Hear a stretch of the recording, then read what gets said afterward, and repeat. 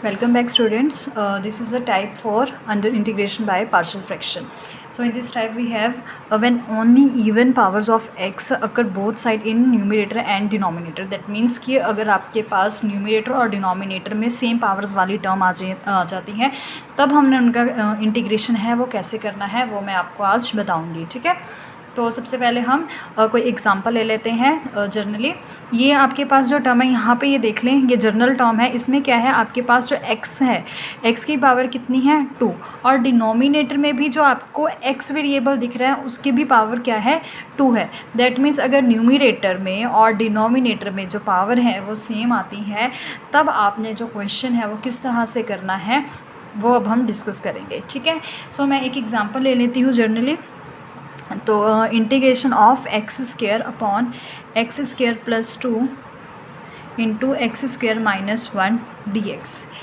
ठीक है, तो इस क्वेश्चन में बेसिकली आपने क्या करना है, आपने लेट करना है एक्स स्क्वायर की जो वैल्यू है उसको y। क्लियर है, तो आपने इसमें क्या किया, एक्स स्क्वायर को y के इक्वल पुट कर दिया है, यानी कि सब्सटीट्यूट कर दिया है। तो आप क्या करोगे, जो आपके पास यहाँ पे इंटीग्रांड है that is x square upon x square plus 2 into x square minus 1, यहाँ पे आप एक्स स्क्वायर की जो वैल्यू है वो y पुट कर दोगे, y upon y plus 2 into y minus 1।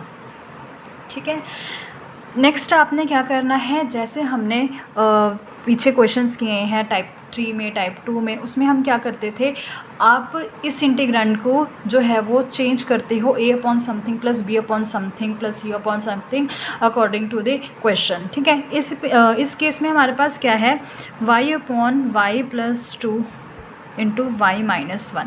ठीक है, डिनोमिनेटर में हमारे पास जो है वो डिफरेंट फैक्टर्स है। आपने इरेड्यूसिबल फैक्टर, इरेड्यूसिबल इक्वेशन जो है हमारे पास, या जिसे हम कहते हैं इरेड्यूसिबल पॉलिनोमियल, तो वो भी हमने केस डिस्कस किया हुआ है। ठीक है, और अगर डिनोमिनेटर में रिपीटिंग फैक्टर आते हैं हमने वो भी केस डिस्कस कर लिया हुआ है। तो ये अब क्वेश्चन जो है वो ईजी बन गया है। ये टाइप 1 है।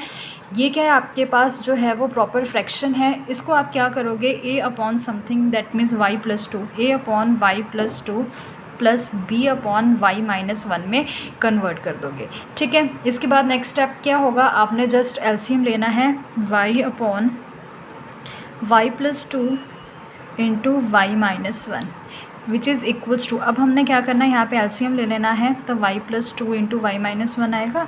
तो a के साथ क्या टर्म आएगी, y माइनस 1, वाई प्लस 2 से y प्लस 2 कैंसिल हो गया, तो a के साथ हमारे पास y माइनस 1 टर्म आई। ठीक है, तो b के डिनोमिनेटर में y माइनस 1 था, तो y माइनस 1 से y माइनस कैंसिल हो गया, तो b के साथ हमारे पास y प्लस 2 ये टर्म आ गई है। ठीक है, अब क्या करेंगे हम, डिनोमिनेटर में जो टर्म्स हैं उनको कैंसिल कर देंगे, तो y की वैल्यूज़ मेरे पास क्या आ जाएगी, a into y minus 1 plus b into y plus 2। ठीक है, ये टर्म आ गई। अब हम क्या करेंगे, जस्ट इसको ओपन कर देंगे, y is equals to a y minus a plus b y plus 2b। इसके बाद क्या करेंगे, हम कॉफिशेंट जो है वो y के एक साथ लिख लेंगे और जो कांस्टेंट टर्म है उसको एक साथ लिख लेंगे। तो यहाँ पे a plus b into y आएगा। ठीक है, then plus 2b minus a। Clear है, ये टर्म आ गई। इसके बाद आप क्या करते हो, इसके बाद आप कॉफिशेंट जो है वो कंपेयर करते हो। ठीक है, अब हम सेम ये चीज़ करेंगे, कॉफिशेंट जो है वो कंपेयर करेंगे। ठीक है, अब हम क्या करेंगे, कॉफिशेंट कंपेयर करेंगे, तो मैं यहाँ पे लिख देती हूँ comparing coefficient of y and constant term. ठीक है, दैट मीन्स आपने बोथ साइड y के कोफिशिएंट और कांस्टेंट टर्म को जो है वो कंपेयर करना है। ठीक है, यहाँ पे अगर मैं y की टर्म यानी कि y के कोफिशिएंट को कंपेयर करूँ तो यहाँ पे y का जो कोफिशिएंट है that is 1 is equals to, यहाँ पे y का कोफिशिएंट क्या है, a प्लस b। ठीक है, और अगर मैं कांस्टेंट टर्म जो है वो कंपेयर करूँ तो यहाँ पे देखो कांस्टेंट टर्म है नहीं हमारे पास, तो हम ये कह सकते हैं कि प्लस 0 है। तो अगर मैंने आपको ऑलरेडी बताया हुआ है कि जो टर्म या जिसका कोफिशिएंट मिसिंग होता है तो आप उसको 0 अज्यूम क्या करो। ठीक है, तो यहाँ पे 0 आएगा और राइट हैंड साइड पे आपके पास जो वैल्यू आएगी that is 2b minus a। Clear है, तो ये हमारे पास नंबर 1 इक्वेशन आ गई और यहाँ पे ये सेकंड इक्वेशन आ गई। आप इन दोनों को ऐड कर लो। ठीक है, पहले मैं इसको प्रॉपर वे में लिख देती हूँ सो दैट आप इसको ईजिली सॉल्व कर पाएँ। दोनों को ऐड किया तो यहाँ पे 1 आया और यहाँ पे हमारे पास क्या आया 3b। ठीक है। दिस इम्प्लाइज b की वैल्यू हमारे पास क्या आ रही है 1/3। अब क्या करेंगे, इस b की वैल्यू को इक्वेशन नंबर 1 में पुट करेंगे। Put b is equals to 1/3 in equation 1। तो इक्वेशन 1 में मैं b की वैल्यू है बेटा वो पुट करने लगी, तो मेरे पास टर्म क्या आ रही है 1 is equals to a plus b की वैल्यू 1/3। तो this implies 1 minus 1/3 is equals to a। This implies a की वैल्यू मेरे पास क्या है 2/3। तो यहाँ से a की वैल्यू जो है वो 2/3 आ गई है, ठीक है। अब क्या करना है आपने, आपके पास जो स्टैंडर्ड इक्वेशन थी क्या थी आपके पास, y की टर्म्स में आपने ये लिया था ना y/y plus 2 into y minus 1 is equals to a/y plus 2, ठीक है, फिर प्लस b/y माइनस 1। ये आपके पास टर्म थी। और अब आपके पास a और b दोनों की वैल्यू आ गई है। a की वैल्यू क्या है 2/3 और b की वैल्यू क्या है 1/3। हम यहाँ पे a की वैल्यू पुट कर देते हैं। a की वैल्यू मेरे पास आ रही है 2/3 अपॉन में y प्लस 2, प्लस b की वैल्यू क्या आ रही है 1/3, यहाँ पे y माइनस 1 आया, ठीक है। सो नेक्स्ट स्टेप में आप क्या करोगे, नेक्स्ट स्टेप में आप जो है बेटा वो इंटीग्रेशन करोगे, ठीक है। लेकिन मेरे पास जो स्टेटमेंट थी उसमें जो मेरे पास टर्म थी वो एक्स स्क्वायर में थी, और मैं जब इंटीग्रेशन करूँगी तो term that should be in x square, ठीक है। तो अब हम क्या करेंगे, y की वैल्यूज़ पुट कर देंगे, और y की वैल्यूज़ मेरे पास क्या है, y की वैल्यू मेरे पास है एक्स स्क्वायर, ठीक है। तो मैं यहाँ पे y की वैल्यू जो है वो एक्स स्क्वायर पुट कर रही हूँ, क्लियर है। तो हमारे पास ये टर्म आ रही है प्लस 1/3 एक्स स्क्वायर माइनस 1, ठीक है। क्योंकि ओरिजिनल जो टर्म थी हमारे पास वो एक्स स्क्वायर में थी और मैंने जो टर्म बनाई है वो y में थी, ठीक है। तो ये जो टर्म आपके पास है वो एक्स स्क्वायर में आ गई, क्लियर। अब हमने क्या करना है, हमने इंटीग्रेशन ले लेनी है बोथ साइड। तो हमारे पास टर्म क्या आएगी x square upon x square plus 2 into x square minus 1 D X is equals to, constant है वो मैं इंटीग्रेशन से बाहर निकाल रही हूँ, और टर्म क्या मेरे पास आ रही है x square plus 2 D x. आपको मालूम है कि विद रिस्पेक्ट टू जिस वेरिएबल के आप इंटीग्रेट करते हैं वो लिखना कंपलसरी होता है, तो यहाँ पे डी एक्स आ गया, ठीक है। Plus 1/3 integration of 1/x square minus 1। तो अब आपके पास जो टर्म आ रही है वो एक्स स्क्वायर प्लस ए स्क्वायर की फॉर्म में आ रही है, ठीक है। तो लेकिन यहाँ पे आपको ए स्क्वायर नहीं दिख रहा है, तो ए स्क्वायर बनाने के लिए हमने क्या किया है, अंडर रूट अपनी तरफ से लगाया और अपनी तरफ से स्क्वेयरिंग कर दी, ठीक है, √2 का होल स्क्वायर। तो स्क्वायर से √2 कैंसिल हुआ तो टर्म वापस से 2 आ रही है, दैट मीन्स 2 को मैं √2 की पावर 2 लिख सकती हूँ, ठीक है। तो यहाँ पे मैंने √2 की पावर 2 लिख दी है। सेम यहाँ पे भी यही रूल है, 1 का हम स्क्वायर लिख देते हैं, तो इससे क्वेश्चन में कोई भी चेंजेस नहीं आएगी, ठीक है। अब 1/x स्क्वायर प्लस ए स्क्वायर, ये किसका फॉर्मूला होता है, ये होता है 1/a tan इनवर्स x/a का फॉर्मूला, ठीक है। और इस केस में मेरे पास a की वैल्यू क्या है √2, क्लियर। तो सबसे पहले मैं यहीं पे जो है टर्म है वो लिख देती हूँ, 2/3 एज इट इज़ आ गया। 1/x स्क्वायर प्लस ए स्क्वायर, इसका फॉर्मूला क्या होता है 1/a, a की वैल्यू क्या है √2, साथ में क्या आएगा tan इनवर्स x/a की वैल्यू क्या है √2, क्लियर। देन प्लस का sign 1/3 into 1/x square minus a square. तो ये फॉर्मूला होता है बेटा 1/2 log x minus a upon x plus a का, ठीक है। तो फॉर्मूले जो है वो आपके टिप्स पे होने चाहिए, तभी आप इंटीग्रेशन के जो क्वेश्चन है वो ईजिली सॉल्व कर सकते हो, ठीक है।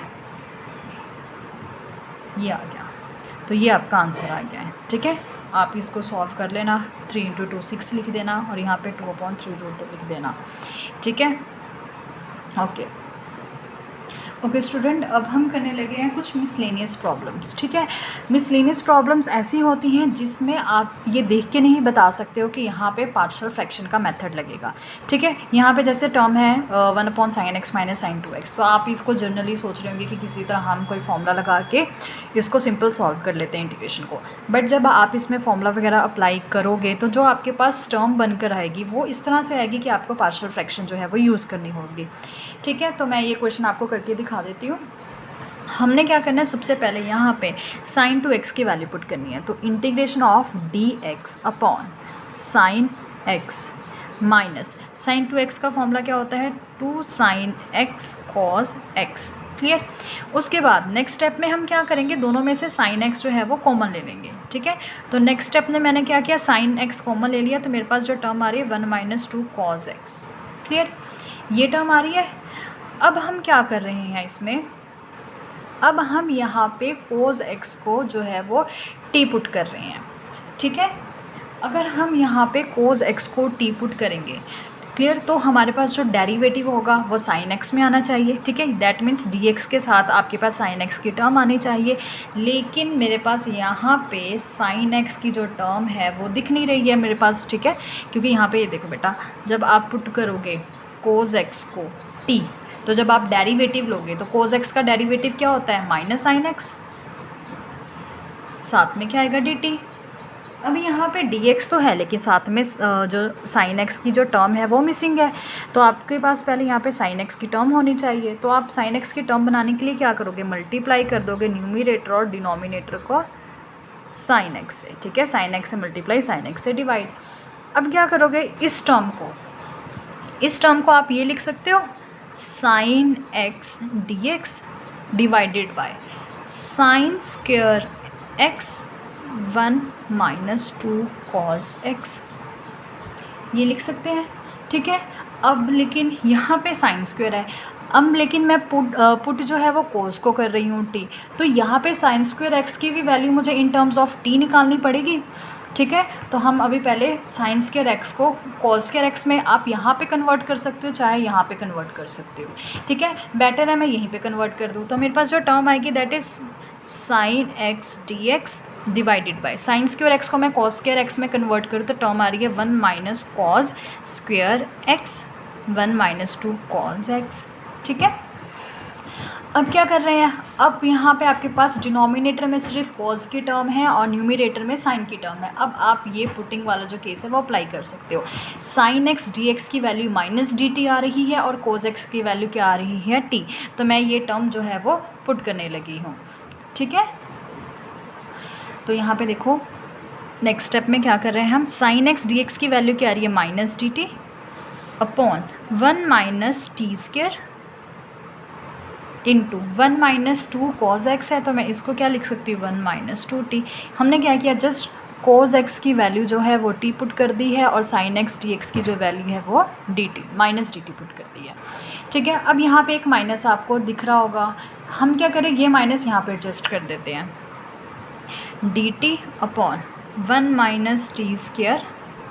ठीक है, और यहाँ पे 2t - 1 आएगा। ठीक है, सपोज़ आप ये ले लो कि 1 - 2t में से मैंने माइनस कॉमन निकाल लिया, यहाँ पे मैं आपको करके दिखा देती हूँ। 1 - 2t में से आप अगर माइनस कॉमन निकालोगे तो क्या आएगा, ये जो पॉजिटिव है वो नेगेटिव में कन्वर्ट हो जाएगा और ये नेगेटिव जो है वो पॉजिटिव में कन्वर्ट हो जाएगा, तो मेरे पास टर्म क्या आएगी, 2t - 1, तो मैंने यहाँ पर ये माइनस जो है वो एडजस्ट कर दिया है। ठीक है, नेक्स्ट स्टेप में आप क्या करोगे, 1 - t स्क्वायर मतलब x square minus a square का जो फॉर्मूला है वो आप यहाँ पर आप अप्लाई कर सकते हो।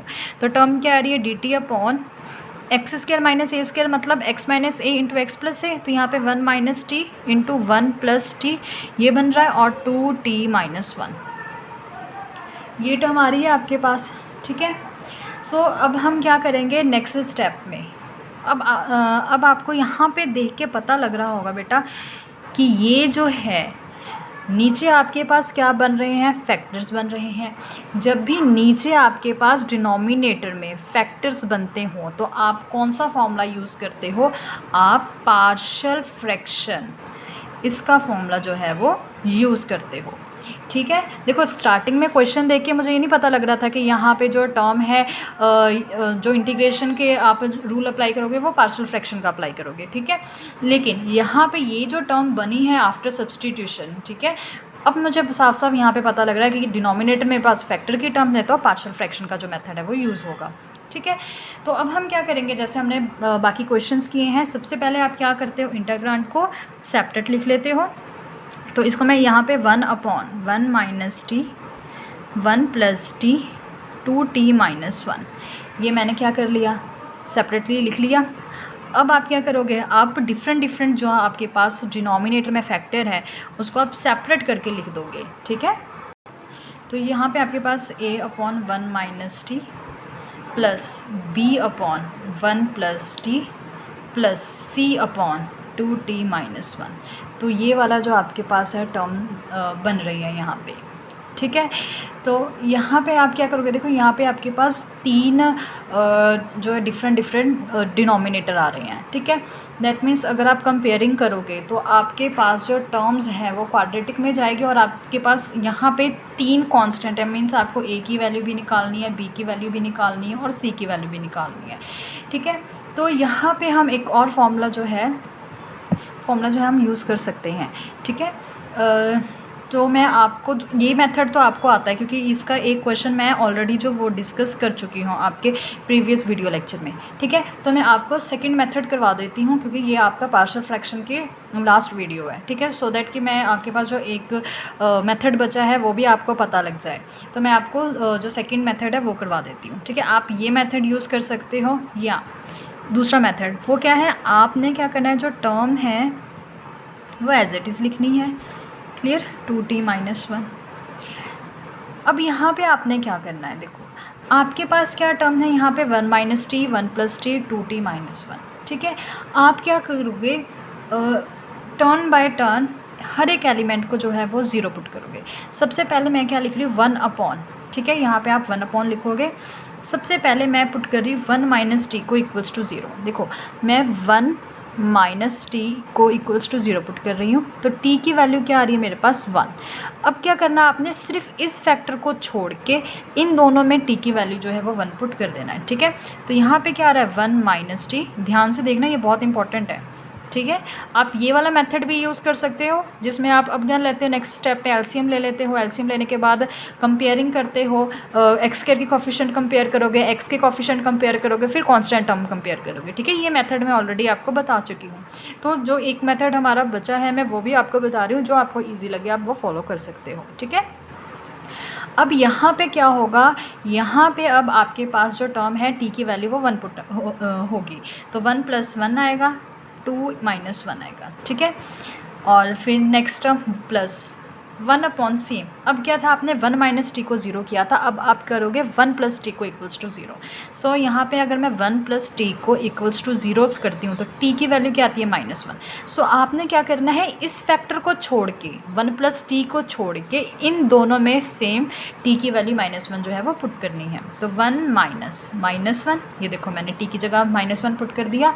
अब तो इसको ही पुट करके हमारे पास -1 आया था, तो अगर मैं यहाँ पे -1 पुट कर दूँगी तो डिनोमिनेटर में 0 आ जाएगा, विच इज़ इंडिटर्मिनेंट टर्म। तो हम क्या करेंगे, इस फैक्टर में पुट नहीं करेंगे, अब हम इसमें पुट करेंगे। तो मेरे पास देखो आपने इसको एज इट इज़ लिख लेना है और साथ में 2t-1, t की वैल्यू मैंने -1 लिख दी, -1, क्लियर। तो एक फैक्टर हमारा ये बन गया। सेम लास्ट जो टर्म रहती है 2t-1, अब आप क्या करोगे, 2t-1 को इक्वल्स टू 0 पुट करोगे। अब 2t-1 को इक्वल्स टू 0 पुट किया तो क्या आएगी, t की वैल्यू 1/2। अब आपने क्या करना है, इस फैक्टर को छोड़ के यहाँ पे t की वैल्यू 1/2 पुट करना है, ठीक है। तो यहाँ में मैं फिर प्लस का साइन डालूँगी, ठीक है। 1 अपॉन 1 - t की वैल्यू क्या है 1/2,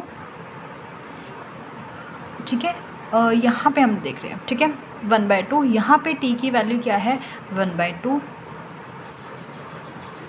और हमने यहाँ पे पुट नहीं करनी है क्योंकि इसी को सॉल्व करके हमारे पास t की वैल्यू आई है। अगर इसमें पुट कर देंगे तो अगेन डिनोमिनेटर जो है वो 0 बन जाएगा, ठीक है। अब आपने क्या करना है, इसको जस्ट सॉल्व करना है, ठीक है। सॉल्व करके जो टर्म आ रही है मैं वो लिख देती हूँ।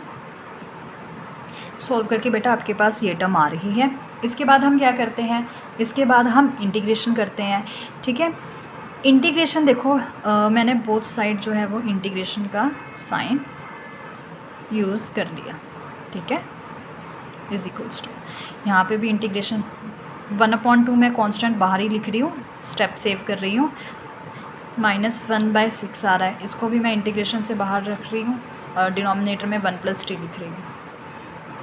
+4 भी मैं 4/3 आ रहा है, उसको मैं इंटीग्रेशन से बाहर रख रही हूँ और टर्म जो है वो 2t-1 उसको एज इट इज़ लिख रही हूँ, ठीक है। अब यहाँ पे क्या है, इसकी इंटीग्रेशन जो है वो ईजी हो जाएगी। अब इंटीग्रेट हम अगर करेंगे 1/2, 1/1 - t की जो इंटीग्रेशन है वो क्या होगी, log mod 1 - t।